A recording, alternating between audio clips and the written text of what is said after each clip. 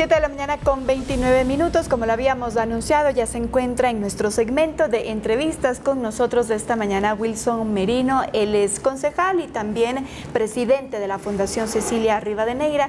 Muy buenos días, concejal. Muchísimas gracias por su presencia aquí en Noticias 7. Buenos días, Andrea, Lautaro. Un gusto estar con ustedes. Un día especial. Hoy conmemoramos la lucha contra el cáncer infantil. Mi corazón con estos niños y niñas que luchan contra este enemigo de 1000 cabezas. Mi abrazo a sus madres, a las mamás aragonas, a los médicos, a los investigadores, a los voluntarios que acompañan a estos chiquitos en este transitar. Precisamente por eso, tenemos el día de hoy este segmento de entrevistas para hablar sobre esta lucha contra el cáncer infantil, y nos recordaban una cifra que dicen incluso expertos, es alarmante. 1 de cada 5 diagnosticados con cáncer infantil fallece y el 90% proviene de familias en situación de vulnerabilidad. ¿Cómo se encuentra en el Ecuador en esas cifras? De hecho, la cifra es mucho peor, ¿no? El 40% de los niños y niñas que tienen cáncer en el Ecuador fallecen, ¿no? Eso quiere decir 4 de cada 10. Somos el segundo país de América Latina con la tasa más alta de mortalidad y somos uno de los países en el mundo con la tasa más alta de mortalidad de la leucemia, que es el cáncer infantil más común, mientras en Finlandia el 92% de los niños se curan para toda la vida, en el Ecuador apenas del 46%. ¿A qué se debe esa tasa tan alta justamente? Varias razones, ¿no? Un diagnóstico tardío, la incapacidad de poder sostener un tratamiento innovador, la pobreza multidimensional que afecta a las familias, ¿no? Las distancias. En el Ecuador los tratamientos están centralizados en 4 ciudades, el resto de niños y de familias tienen que desplazarse. La falta de empleo, ¿no? El desconocimiento también sobre la enfermedad.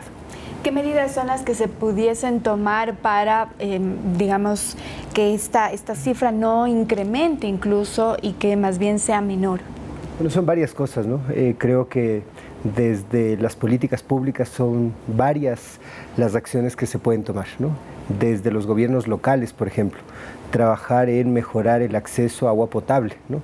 El agua potable, el acceso al agua de calidad, está estrechamente vinculado a una buena nutrición, y estar bien nutrido es una buena forma de luchar contra la leucemia, por ejemplo, ¿no? Que los niños no se enfermen de leucemia. Entonces, desde el rol de los gobiernos locales hay que seguir avanzando en llegar con servicios básicos a los barrios urbanos marginales.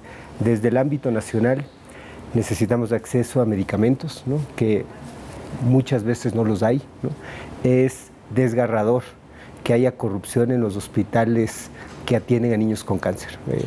Es inhumano, ¿no? Me parece que ahora que se están discutiendo el endurecer las penas, me parece que quienes le roban el medicamento a los niños con cáncer deberían tener una pena ejemplar, ¿no? Es terrible, es muy doloroso. Necesitamos acercar a las familias de los niños con cáncer servicios complementarios, ¿no? Si un niño está diagnosticado con cáncer, deberían acercarse a Solca, que es el hospital especializado en la lucha contra el cáncer, pero también pueden recibir tratamientos en Quito, en el Hospital Baco Ortiz, o en el Roberto Gilbert, en Guayaquil, en Solca, en Cuenca, y en Solca también en Puerto Viejo. Si los niños necesitan un albergue, por ejemplo, pueden acudir a la Fundación Azonic. Si los niños necesitan acceso a programas educativos, pueden acudir en Quito a la Fundación Cecilia Rivadeneira o a la Fundación Camila Salomé. Si los niños necesitan acceso a sangre, necesitan acceder a la Cruz Roja, por ejemplo, ¿no? Creo que es importante acercar la ruta, los diferentes actores que son parte de este ecosistema, para poder guiar a las familias de a quién golpear la puerta en un momento tan difícil. Pero, por ejemplo, usted empezaba mencionando que también dándole un mensaje a las madres. Bueno, esta es una lucha que no solamente del pequeño, sino de toda la familia. ¿Cómo ve usted, qué diagnóstico saca de justamente el acompañamiento a las madres, padres, hermanos que tienen que enfrentar también esta enfermedad? Sí, el cáncer no es una enfermedad que afecta solamente al paciente, es una enfermedad que destruye el entorno familiar y social, ¿no? La mayoría de los niños están o vienen de hogares monoparentales. Tristemente, los padres abandonan el hogar y la responsabilidad recae en los hombros de las madres, ¿no? Madres que tienen que multiplicarse para conseguir recursos económicos para financiar el tratamiento, pero también para financiar las necesidades de los otros hijos. Los hermanos de los niños con cáncer son terriblemente invisibilizados. Son niños que pasan solos, que crecen con un sentimiento de culpa, ¿no? De por qué mi madre no está aquí conmigo, por qué no me cuida, no me quiere, ¿no? Tienen un sentimiento también de culpa, de que el hermano está enfrentando esta enfermedad por culpa de él, ¿no? Entonces es una enfermedad muy difícil. Pero que necesita... Hoy por hoy, ¿se atiende también a los familiares? Pues, digamos, van a un hospital, atenderán evidentemente al paciente, pero los hermanos, por ejemplo, ¿cree usted que sí se está haciendo ese tratamiento que tienen que tener aparte, o es donde hay que ingresar directamente? Bueno, la Fundación Cecilia Aroaneira es una fundación que tiene una visión sistémica, un enfoque familiar integral, que ha desarrollado planes, programas y proyectos para niños con cáncer, pero también para sus madres y para sus hermanos. Por ejemplo, tenemos un programa de empleabilidad que permite que las madres se capaciten para el empleo y luego trabajen en la cafetería que tiene la Fundación Cecilia Aroaneira. Tenemos un programa sociodeportivo con el Real Madrid, donde los hermanos de los niños con cáncer pueden ser parte. Tenemos un programa de artes escénicas, donde tanto niños con cáncer como sus hermanos pueden ser parte. Así que bueno, esta es una lucha de todos, ¿no? El cáncer es más común de lo que uno quisiera. Es una enfermedad larga, difícil, dolorosa, costosa, pero vencible. Y para vencer el cáncer necesitamos política pública, invertir en investigación, necesitamos un diagnóstico oportuno, necesitamos trabajar en acceso a servicios básicos en las diferentes ciudades y el apoyo de la familia, que va a ser fundamental. Bien, y voy a referirme a uno de los puntos que ha tocado, concejal, diagnóstico oportuno. ¿Qué decirles a esas familias que pudiesen tener, digamos, a una persona o un niño con cáncer dentro de su familia? ¿Cómo se lo diagnostica? ¿Qué patología o qué indicios podría tener un niño que puede estar con cáncer? ¿Y qué hacer cuando se lo detecta dentro de la familia, ¿no? Pues muy variado, ¿no? Hay cánceres que pueden ser, que se pueden observar ciertas masas en diferentes partes del cuerpo.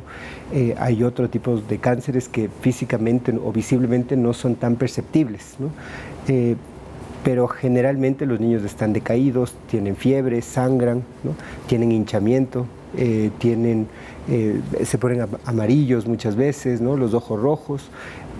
Esto implica tener centros de atención médica próximos, ¿no? Y tener a personal médico calificado, ¿no? Que es todo lo que no sucede en el país del día de hoy. Tenemos un sistema de salud centralizado: Quito, Guayaquil, Cuenca y Portoviejo, ¿no? El resto de niños de todo el país tienen que movilizarse a estas ciudades para tener un diagnóstico oportuno. Cuando tenemos una tendencia, digamos, de cáncer infantil en lugares como la Amazonía, muy al alza, ¿no? No tengo datos exactos, pero nosotros podemos presumir que la explotación petrolera, por ejemplo, la explotación minera, podría incidir también, son factores ambientales que pueden incidir en que los niños puedan tener cáncer, ¿no? Entonces sí, evidentemente los niños que viven en las parroquias o en las provincias más alejadas son niños más vulnerables, ¿no? De contraer cáncer, pero adicionalmente de poder acceder a un tratamiento y tener adherencia al tratamiento por sus propias condiciones de pobreza. No es lo mismo tener cáncer y vivir en Quito como tener cáncer y vivir en la Tacunga, como tampoco es lo mismo tener cáncer y vivir en Guayaquil como vivir en un pequeño recinto en la Amazonía, ¿no? Necesitamos trabajar en equidad, necesitamos trabajar en justicia social, y en este sentido creo que el gobierno tiene una tarea importante. Hemos retrocedido mucho, ha habido achicamiento de la prestación de servicios sociales, hay desabastecimiento de medicamentos en los hospitales, ¿no? No hay profesionales especializados en temas de oncología pediátrica, y esto se refleja en las cifras: el segundo país de América Latina con la tasa más alta de mortalidad. No, y además, acotando lo que planteaba Andrea justamente, el diagnóstico entendemos que es costoso, y ni se diga el tratamiento para un niño. Sí, así es.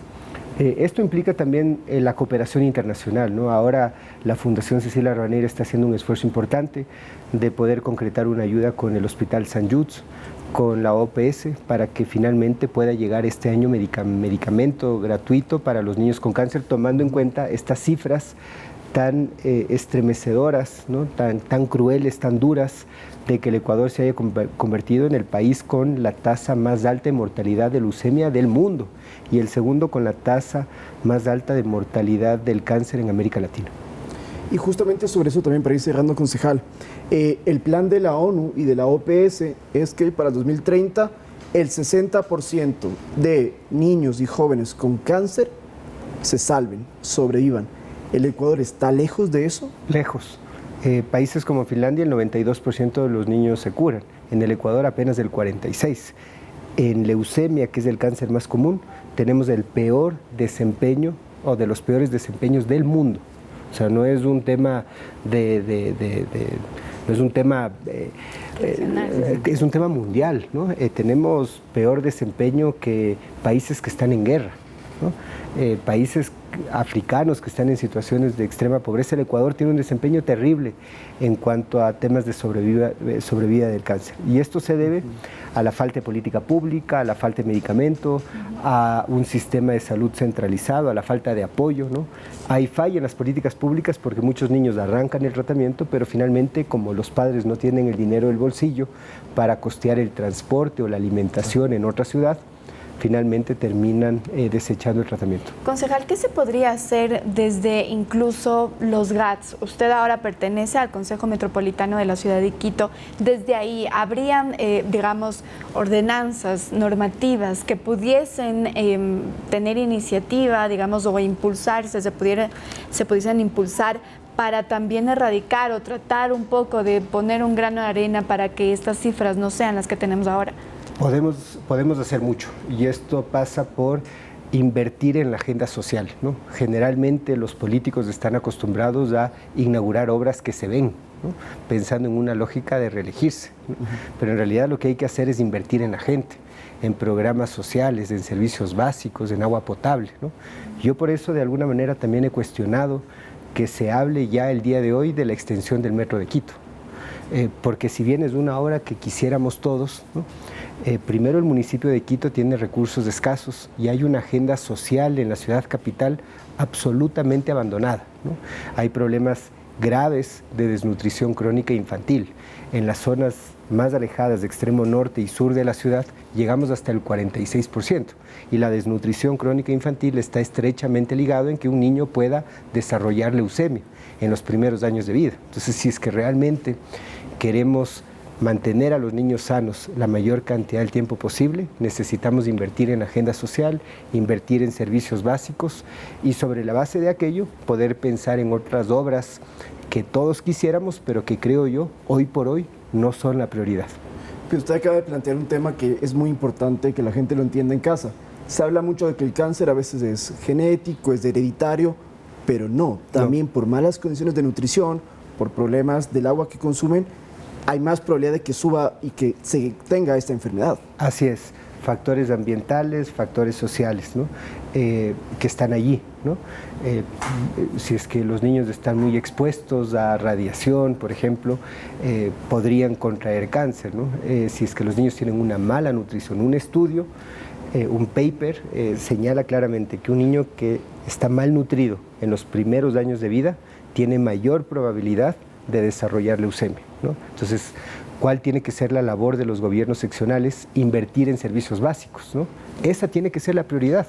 La prioridad es llegar a que el 98-99% de los quiteños y quiteñas puedan tener acceso agua potable de calidad, que eso el día de hoy ya no sucede. ¿Y habló de eso con el alcalde? Justamente, sí. Y perdón, voy a complementar tu pregunta diciendo, dentro del Consejo Metropolitano hay incluso, digamos que creo que podría ser muy potente esta decisión de la regularización de barrios que da a su vez en consecuencia la provisión de servicios básicos. ¿Cómo se está manejando esta regularización de barrios dentro del Consejo Metropolitano sin que todos los barrios, es decir, ya sea por su peligrosidad, en dónde están ubicados, etcétera, sean regularizados, valga la redundancia? Probablemente esta sea la razón por la que decidí participar en política, involucrarme en el gobierno seccional, ¿no? Porque entendí que de nada sirve curar o acompañar a niños enfermos si es que en realidad el desafío es mantener a los niños sanos la mayor cantidad del tiempo posible. Por eso también decidí hacer una alianza, decidimos como Movimiento Imparables hacer una alianza político-electoral con Pavel Muñoz, porque en la oferta de campaña hablamos de regularizar barrios y poder llegar con los servicios básicos. ¿Se está cumpliendo eso? No al 100% aún, me parece que hay un tema pendiente. El Consejo Metropolitano de Quito tiene que debatir la ordenanza y aprobarla, y necesitamos asignar presupuesto para que finalmente los servicios básicos lleguen a los barrios. Yo he sido muy crítico en asignar presupuestos a fiestas, por ejemplo, ¿no? Que me parecen importantes, pero no es lo más importante. No necesitamos artistas internacionales en las fiestas, ¿no?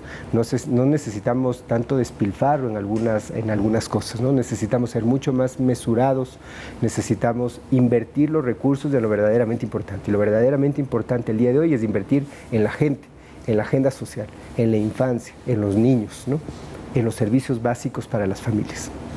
Muy bien, con eso entonces nosotros ya culminamos. Tenemos muchísimo de qué hablar, pero el tiempo nos queda corto. Muchísimas gracias, concejal, por su presencia aquí. Muchas gracias, Andrea Lautaro. Un saludo final para todas las familias que están luchando. El cáncer es largo, difícil, doloroso, costoso, pero vencible. Y estoy seguro de que vamos a salir juntos adelante. Bien, muchas gracias nuevamente. Conversábamos con Wilson Merino, presidente de la Fundación Cecilia Rivadeneira y también concejal de la ciudad de Quito. Nos vamos a una pausa. Y volvemos con los deportes porque hay información sobre todo. Hoy juega Sociedad Deportiva Aucas en la Copa Libertadores. Ya volvemos.